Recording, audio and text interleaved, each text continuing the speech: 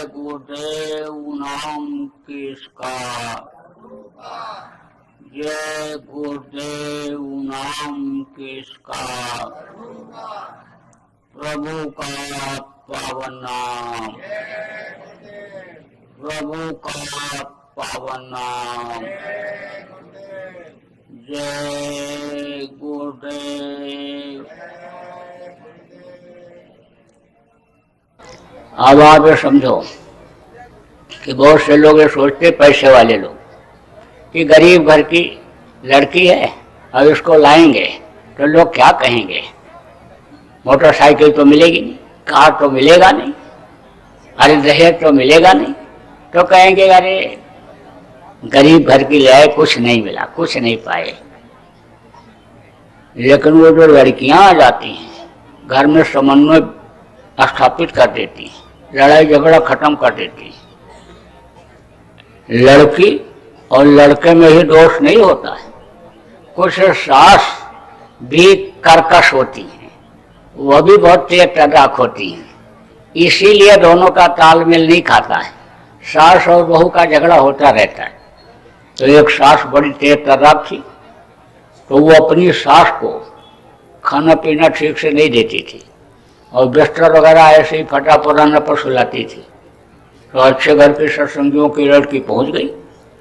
जब वहां पहुंची तो बढ़िया से खूब सबकी सेवा करने लगी, सब घर वाले खुश हो गए।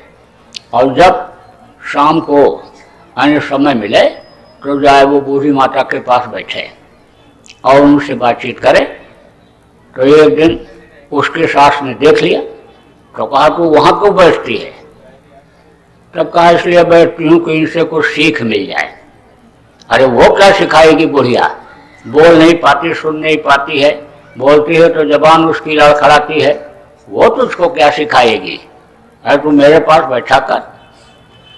तो बोली कि हमारे पिताजी ने कहा था कि जो सबसे घर में बुजुर्ग होगा उसके पास बैठना, उसको ज़्यादा अनुभव गृहस्थी का होता है, तो मैं इसलिए बैठती हूँ।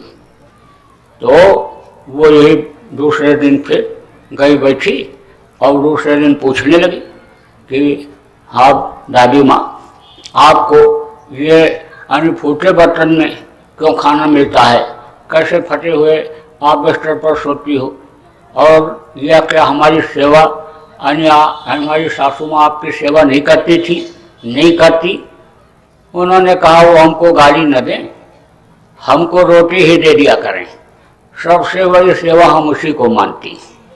अब यह सब उसकी सास ने सुन लिया। जब सुन लिया तब अन्य समय लोग कहा तू फिर पहुंच गई, उसके पास बैठ गई, उसके पास तू बैठ गई, तू क्या बात कर रही है?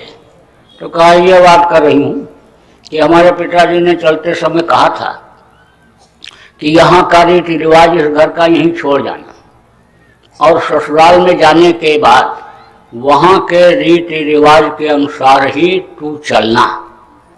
तो मैं देख रही हूँ कि मैं आपको किस तरह के बर्तन में खिलाऊंगी, कैसे सुलाऊंगी आपको। अरे तो उसने कहा तो हमको फूटे बर्तन में खिलाएगी, तो हमको गंदे बिस्तर पर सुलाएगी? नहीं माताजी, मैं ये नहीं कह रहा हूँ, मैं तो ये कह रही हूँ कि हमारे पिताजी ने कहा था कि यहाँ का रीति रिवाज सब छोड़ जाना, वहाँ के रीति रिवाज के हिसाब से चलना। तो मैं तो वो रीति रिवाज सीख रही हूँ। बस उसके सास के समझ में आ गया कि मेरे अन्य साथ भी यही होने वाला है, जैसा मैं अपने सास के साथ कर रही हूँ। बस फौरन फूटे बर्तन को फेंका, नया नया बर्तन निकाल दिया, बढ़िया नया बिस्तर लगवा दिया और फिर वो भी सेवा करने लग गई। तो ऐसे ही अच्छी लड़कियां जो संस्कारी होती हैं, भजनानंदी होती हैं, जब घर में आ जाती हैं तो अमन चैन हो जाता है। और नहीं तो यह गृहस्थाश्रम इस समय पर नरक जैसा हो रहा है, रोना धोना ही इसमें है। आप इतने आदमी बैठे हो, कोई ये नहीं कह सकते हमारे घर में झगड़ा नहीं हुआ, और झगड़ा नहीं होता है। कुछ घर तो ऐसे भी हैं जिस घर में रोज झगड़ा होता है, कुछ न कुछ लगा ही रहता, कुछ लगा ही रहता है। बूढ़े न लड़े, जवान न लड़े, तो लड़के ही लड़ते रहते हैं, बीमारियां साथ नहीं छोड़ रही। कुछ घर ऐसे भी हैं कि जिनमें कोई ना कोई बीमार ही रहता है, और आप में से कोई चैलेंज करो तो मैं 10, 20, 25 को बता दूंगा कि इनके घर में रोज झगड़ा होता है, इनके घर में रोज यानी हमेशा बीमारी रहती, कोई ना कोई बीमार ही रहता है। तो यह अन्य समझ लो दुखों का संसार हो रहा है, रोना रोना। अब उसका कारण क्या है? कारण यही है कि तौर तरीका सीख नहीं पाए, सत्संग मिला नहीं, और ये अन्य समझ लो लोक में यानी आकर के इस गृहस्थ आश्रम में इस कदर फंस गए कि अब जैसे सांप फंस जाता है, सांप पकड़ लेता है छछुंदर को चूहा के चक्कर में, चूहा की तरह से छछुंदर होती है। छछुंदर कौन? वो जो नुकीले मुंह वाली, उसको पकड़ लेता है। अब उसको अगर निकल जाए तो उसके अंदर इतनी गर्मी होती है कि उस गर्मी से वो मर जाएगा सांप, और अगर उसको छोड़ दे है तो वो उसके छोड़ते समय ही ऐसे मारती है तो उसका आँख फोड़ देती है सांप का। तो बड़े चक्कर में पड़ जाता, कहा भाई गत सांप छछुंदर जैसे। तब सांप क्या करता है? छछुंदर को पकड़ने के बाद पानी में कूद जाता है। पानी में जब कूद जाता है और पानी में ही जब पड़ा रहता है और छछुंदर को जब निकलता है तो पानी की ठंडी से अन्य समझ लो उसकी गर्मी शांत होती है। तो अब आप ये समझो कि यह सत्संग क्या है? यह गर्मी को ठंडी करने की जगह है। सत्संग जल जब कोई पावे, मैं लाई सब कट कर जावे। इसीलिए कहा तो गया कि बड़े बाग पावे सत्संगा, यानी सत्संग का आयोजन इसीलिए बराबर पहले के समय में लोग किया करते थे कि यानी यह मालूम हो जाए कि गृहस्थ आश्रम में कैसे रहा जाता है, भाई भाई के साथ कैसा व्यवहार करता है, पिता पुत्र के साथ कैसा व्यवहार करे, पति पत्नी का फर्ज क्या होता है। इनकी सारी सीख सत्संग से मिलती है। अब आप ये समझो कि इस कदर आदमी फंस रहा गृहस्थ आश्रम में कि जैसे एक कटोरा में आप शहद रख दो तो एक मक्खी आती है, कटोरे के ऊपर बैठती है और शहद को खा करके उड़ करके चली जाती है। दूसरी मक्खी आती है, कटोरे में कूद पड़ती है, भर पेट शहद खाती है, लेकिन उसके पंख फट जाते हैं, निकल नहीं पाती। अब एक को तो तरीका मालूम था मक्खी को, तो खा के चली गई और दूसरी फंस गई।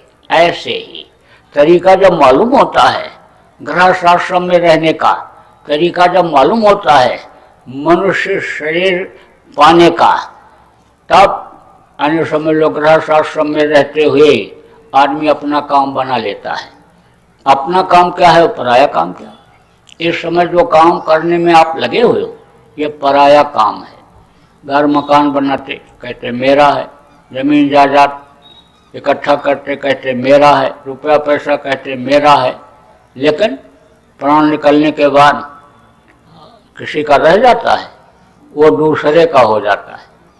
अब आप ये समझ लो जो भी काम कर रहे दूसरे का काम कर रहे, अपना काम क्या है?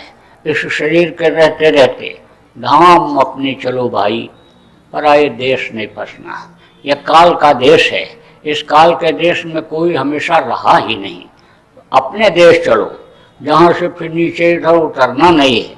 अब अपना देश कहाँ है इसी की जानकारी आज आपको कराई जाएगी। और अपने देश कैसे पहुँचेंगे, रास्ता किधर से है वो आपको बताया जाएगा। इसी मनुष्य शरीर के अंदर से रास्ता गया हुआ है कि जिससे अपने देश, अपने घर, सतलोक, सतपुरुष जो अपना पिता सबका सृजनहार, उसके पास पहुंच सकते हैं, वहां आ जा सकते हैं। शरीर के रहते रहते अन्य समझ लो कि दिन भर में 10, 20, 25 बार जिंदा हो सकते हैं और मर भी सकते हैं। जब जीवात्मा निकल गई शरीर ये मुर्दा जैसा हो गया, और फिर जब बुला लिया इस शरीर के अंदर तो अन्य समझ लो ये जिंदा हो गया। तो ये सब अन्य तरीका अभी आपको बताऊंगा। अब मुख्य चीज ये आप समझो कि किस तरह का करना चाहिए, किस तरह से संयम नियम से रहना चाहिए, क्योंकि सत्संग जो होता है वो लोक और परलोक दोनों की जानकारी कराता है। अब आप ये समझो लोक बनाना किसको कहते हैं? कहते हो ना कि अच्छा खाओ, कहते हो अच्छा खाते हैं, अच्छा पहनते हैं, अच्छे मकान में रहते हैं, अच्छे गाड़ी घोड़ा में ये चलते हैं, इनकी पति पत्नी पतिव्रता है, पुत्र आज्ञाकारी है, इनका लोक बना हुआ है। लोक बनाना इसको कहते हैं। जहाँ आप रहते हो मृतलोक है, इसके ऊपर में सूर्य लोक, चंद्र लोक, और आप समझो स्वर्ग लोक, वैकुंठ लोक, ब्रह्मलोक, पार ब्रह्मलोक, काल लोक, महाकाल लोक, सतलोक, अलख लोक, अगम लोक, अनामी लोक, बहुत से लोक हैं। तो जो अन्य समझ लो कि वहाँ आवे जाए उसका परलोक आना जाना हुआ, और यहाँ जब का बन जाए, जब तक रहो शरीर सुखी रहे, अच्छा खाने को मिले, अच्छा कपड़ा मिले, समाज में इज्जत प्रतिष्ठा बनी रहे, जरूरत पड़ने पर इतना रहे धन, लड़का लड़की का शादी ब्याह कर दो, लड़के को पढ़ा लिखा दो, कभी जरूरत पड़े तो आप दूसरा का परमार्थ भी कर दो, तो उसको लोक बनना कहते हैं। तो वो उसका तरीका भी आपको बताता हूँ। देखो, मांस मनुष्य का भोजन नहीं। अब मांस जब आदमी खाता है तब खून बेमेल हो जाता है। आप कोई अनाज गरिष्ठ खा लो, देर में हजम होने वाला, तो कहते हो सिर दर्द कर रहा है, चकरा रहा है, बुद्धि काम नहीं कर रही है। डॉक्टर के पास जाते हो तो पट्टा बांध करके नापता है, तो कहता ब्लड प्रेशर हाई हो गया। खाने वाली चीज से ही अन्य समझ लो खून बना, और खून का असर दिमाग के ऊपर पड़ा। अब जानवरों का खून जब और मांस शरीर के अंदर आएगा और उसका खून जब बनेगा, तो खून का तालमेल कैसे खाएगा? ये खून बेमेल हो जाएगा। जब बेमेल हो जाता है तो बुद्धि ठीक से काम नहीं करती है। जिस तरह से मानव की बुद्धि होनी चाहिए उस तरह की बुद्धि नहीं रह जाती है।